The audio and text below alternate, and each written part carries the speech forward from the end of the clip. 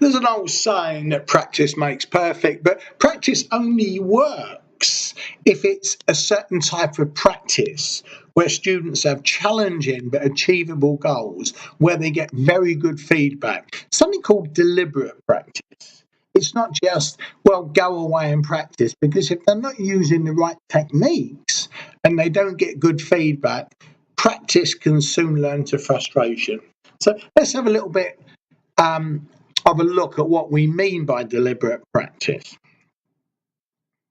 It's got some key elements that the activity is specifically designed to improve performance, typically and often with a teacher's help. So it's very important to look where students are, and we're talking about skill development here, and saying, right, okay, what is something the student could achieve in a fairly short time with some good spaced or mass practice with feedback.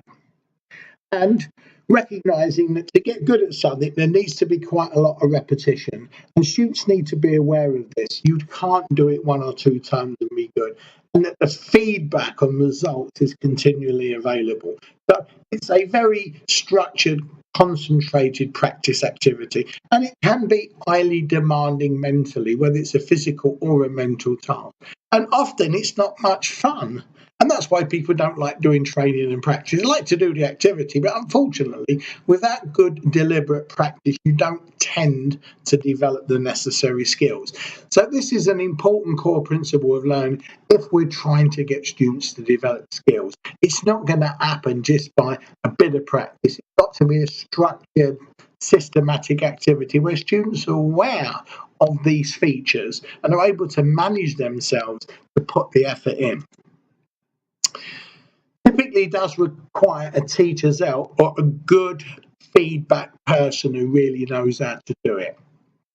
And it's built around the principle of stretching the individual, obviously beyond existing performance level, something challenging, something achievable. So you can see how, again, these core principles tie together. Students need challenging goals, they need achievable goals, and sometimes they're going to need quite a bit of deliberate practice, good feedback, etc. There's a nice quote here by Colvin, who wrote a book on this.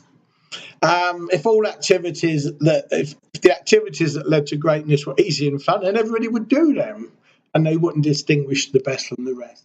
It's the old saying that to do something really well takes a lot of effort. If it didn't, everybody would be good at everything.